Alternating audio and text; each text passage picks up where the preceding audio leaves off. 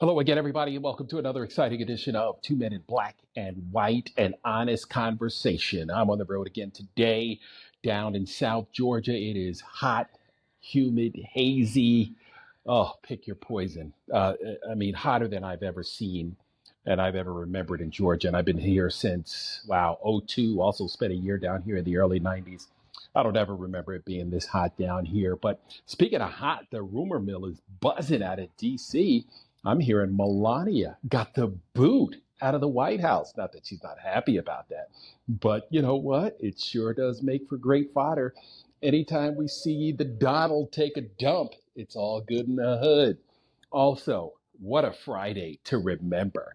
The market tanked, the job numbers were awful, and Trump's economy is failing bigly.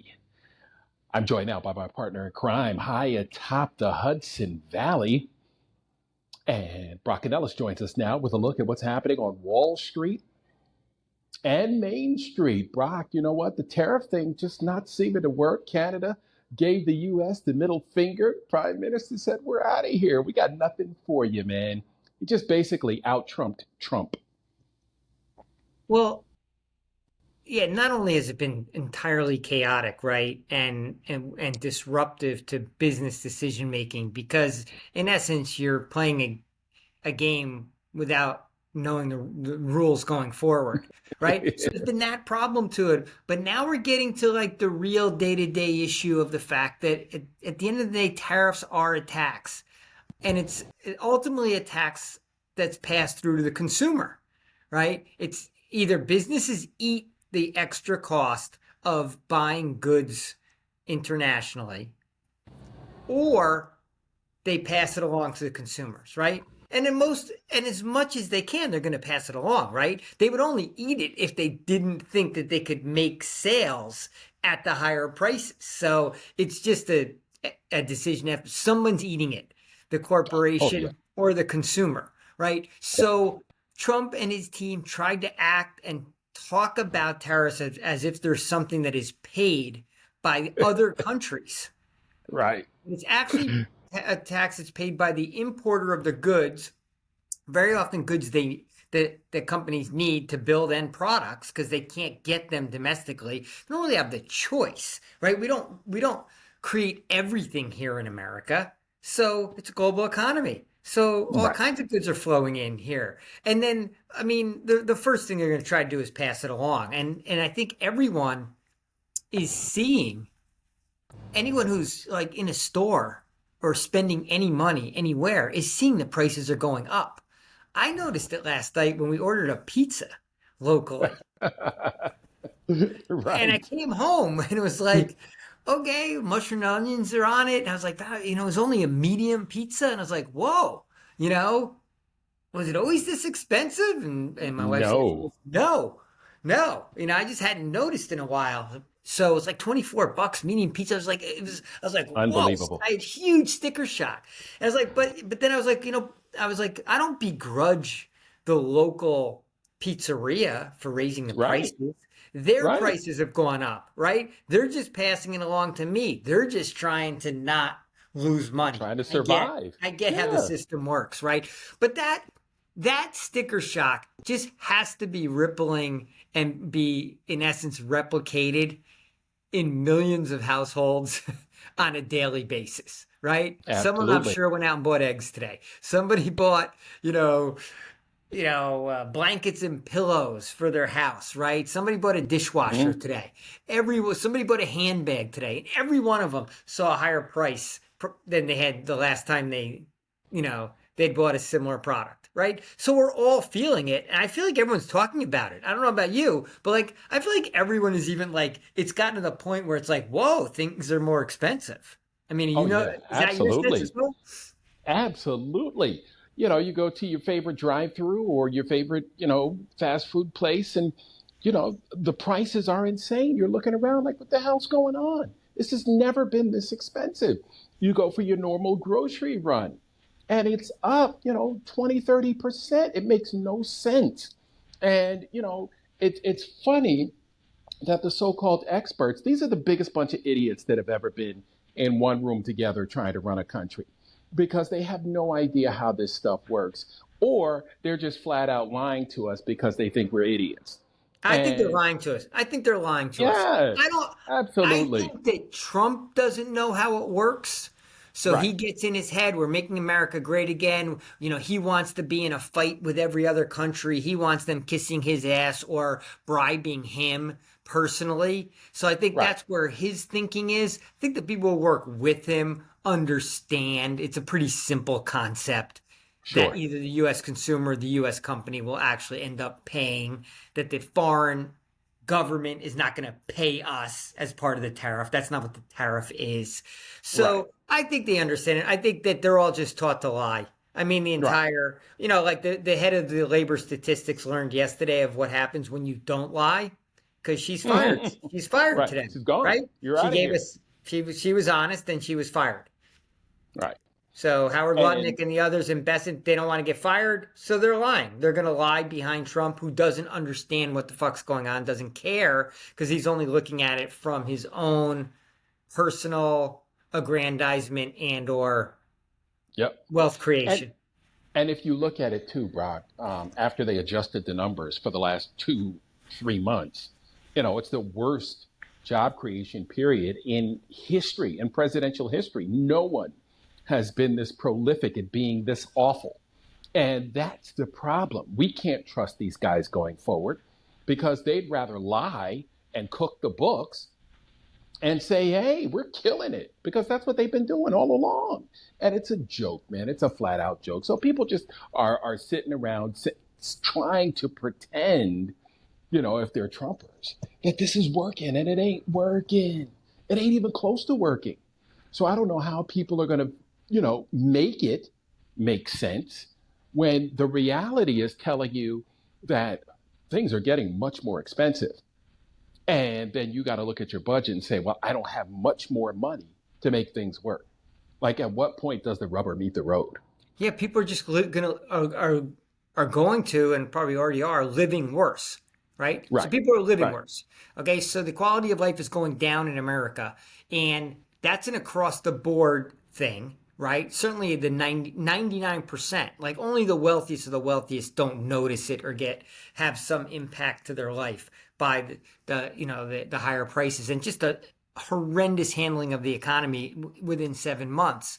So, but when does that trigger, once again, like when does that trigger anger? When does that Right. trigger some uprising? Like when does that get rank and file, comfortable, complacent white America off their ass? Or is it just going to be a bunch of TikToks of people complaining about it with no real impact? Or, I mean, there is no recourse unless we mass Yeah. protest. We know that, I right? was, oh, yeah. And I was checking out the Damage Report podcast. Very interesting. They had Jon Stewart on, and Jon Stewart was predicting a revolution, as were the two primary hosts. So it was very interesting. They said, look, this is not going to last. There is no way America's going to put up with this. And they're like, Trump is so bad. And I agree with what they're saying. Trump is so bad, you have to overthrow the guy. You have to get him out of there. That's Because, amazing. I didn't see that. I got to watch that because I saw that Bill Maher was highly critical of Trump right after kissing his yep, ass a few months ago. But I'm sort of right, like, it's so fucking obvious. It's been obvious every minute of every day that he's been in public life that, first of all, he's a moron. Second of all, he's a pathological. And third of all, he's a pathological liar. liar, He's going to right, lie about absolutely everything. So everything. why anyone even takes anything he says at face value at this point is just absurd to me. But Right, okay, they're coming around. So now it's like, okay, what triggers revolution, and what right, does revolution look like? Like, yeah. what were they talking about? Were they talking about mass demonstrations on the street Oh, revolution? Were they talking oh about yeah. were they talking about an armed insurrection, or were they They still were talking nonviolent, like they were overthrow? talking about an armed insurrection, just like you've been calling for, and facing off against martial law. That's Okay. what they see happening in the near future. That Okay. was their take on it. I'll send you the clip. That was their I'll take on find it, it. and I'm Yeah, yeah. No, I'm send me right the there link with because I them. want to see that because I'm interested. Yeah, I'm really interested that people that someone as mainstream as Jon Stewart, is, short Jewish guy like me is talking about revolution on the Right. streets. Right. But look at it, Brock. If we don't engage in a revolution, if we don't get this fucking guy out of there, what happens to our republic? Like our republic cannot No, we stand can't take we the can't we the can't sit it. idiocy. We can't The idiocy. and the destruction of democracy. Shit like what's going on in Texas, right? Oh, we're just going to change all the rules of the game because Yep. we're afraid of losing in the future. That's if they even Yep. allow an election. But first they'll try to have an election that they think that they've rigged to win. Fucking rigged. Then Right. then if not, then maybe they'll just try to manipulate it, and then if not from there, maybe Trump would cancel it if he didn't think that he Right. could he would win. Okay, so Right. but we know Trump's game, right? We know this is the way he kind of looks at everything. He's not giving up power. Right. Right. And that's why we got to boot him out of there. That's why he's going to have to be removed. And hopefully his cognitive decline will continue at a much more rapid pace. And we can get him out of there, maybe with the 25th Amendment, call him crazy But and that yank him out of there. But who's going to do it? who's Right? going to do it? These are the same Right. people that are falling in line behind them. The problem is they might all be worried that they would lose their power. Like Stephen Miller's not going to do it, right? Is Bessent doing? Is Lutnick doing it? Is Rubio going to do it? Like, do these guys really Right. do those people have the courage to even have that No. whisper that conversation? So No. once again, I don't know who we can trust or bank on to have the political or just the flat out personal courage to start the process. Because Right. it is kind of scary to start it, right? Just like it'll be scary to Yeah. be out on the streets and stare down martial law. Like all these Yeah. things are going to be this is not a no risk proposition, right? Right. This is we're going to do it because we're going to take the risk because the alternative is so bad that we have Right. to take this risk. And I Well, don't trust other GOP leaders to do it. Maybe the no. QAnon crazies may do it because And if that's what we have to hope for, I yeah, think, if at this they point. feel they've been screwed, Well, they know they've been duped by now. They've got to know. I mean, look, you've got Ghislaine Maxwell's family coming out on these, bogus news channels talking about how Virginia Giuffre lied about her part in this Epstein sex trafficking thing, as well as Ghislaine's part in it. We already know all these women are lying about Ghislaine recruiting them and having sexual activity between that person and Jeffrey Epstein and Ghislaine herself. How do all those people come up with the same lie? Right? I mean, it's just a joke, there and there is a nobody's focused on the victims. there is Nobody's a focused on the there is a victims. concerted effort right now on the right to try to downplay Maxwell's guilt, try to like Yep. maybe separate her out from Epstein, victimize her, and it's all a play to make the pardon more palatable, right? Right. So that when Right. she is pardoned and kind of disappears from the limelight, and it's of course a play to just maybe also distance Trump from Epstein, right? That's obviously Right. the end goal. Right. So they're just throwing out all these different trial balloons to try to soften that blow to the QAnon crazies, right? Because no one Right. on the left believes any of this shit, and like we No. know, we just want someone to leak the files because Right. we want the evidence of Trump being in the files unredacted, so that Right. QAnon does have to directly face the facts. And then we'll see. Right. Some of them will still come up with counter conspiracy craziness, right? They'll never come around, but we just need some of them to come around. I think the leak may come after the Maxwell pardon, and somebody says, "You know what? Screw it. I'm going for it. I'm letting it out there. Here, let it all hang out." Now, Maxwell has already walked away with her pardon. And under double jeopardy, she probably can't be tried for the same thing again. Maybe there's other victims out there that haven't come forward yet, and hopefully we can get her, with a future prosecution. But that monster, I mean, how dare she get the accommodations of a white collar criminal after the brutal, brutal sexual exploitation she put these young girls through? I I think mean, it is absolutely disgusting.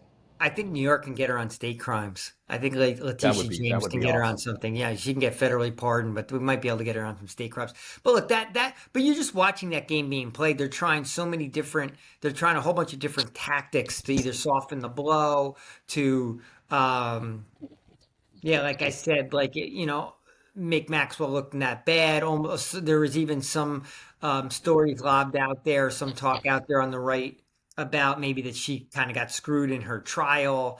Like just Right. they're trying to quote They're make her floating innocent. everything. I'm glad Yeah. the families of the victims are being so vocal. Yeah. Obviously, this is tearing them apart to watch this. So, and I'm glad they're Right. getting an audience too, because they Yep. deserve it. I mean, they deserved it Yep. years ago. It's, too little, too late for some of them, right? So many of these people have died or committed suicide. But better late than never. It's something, and I'm sure they want their justice. And Maxwell, you know, But lying her Brock, way this out of prison is not going to be justice. And Trump, sort of lying his way out of it is also not justice. Brock, you know what else is forgotten in this whole sad story is the us and them mentality, right? Virginia Giuffre was homeless, right? Looking for a place to go, looking for shelter, looking for refuge. And what she found was three monsters in Yeah, Trump, Epstein, predators, and Max. predators. Yeah, She found predators. And again, we're back here to being, the richest country on the face of the planet. And yet we have a homeless problem that affects even middle class white America, yeah, poor white America, upper class white America. We have a homeless problem that we should be ashamed of as a nation. Brock, yeah. when you travel in other countries, you don't see the kind of homelessness that we deal with here. And going into a homeless shelter now, like people are afraid to go into homeless Yeah. shelters for Yeah, fear they'd of rather be abuse. on the streets very often, right? They don't want to be in those shelters. Exactly. Mark, we've allowed there to be poverty. We've allowed there to be childhood hunger. We've allowed there to Yep. be out of control homelessness in the richest country in the world, all because Infant we've mortality. decided infant mortality, you know, women's mortality, pregnant Yep. women more than any other countries in the world. We've allowed all this stuff to happen. To me, it all goes back to the selfishness. It all goes back to the honoring and the love of quote capitalism. This whole bill of goods, it's a land of opportunity, and that everything has to be done in order to protect the capitalist system that makes us so wealthy, when really it only makes a sliver of the country wealthy. It has most of America as gerbils on a treadmill, just just trying to survive, and we allow such low quality of life for so many of the citizens. And I think that this has always been there, but it's it but it's been exacerbated now, and it's just more obvious because Trump's greed and the greed of Trump's team is so extreme that it's made all these worst parts of America just um, that much more like prominent. And that's why we're America in decline.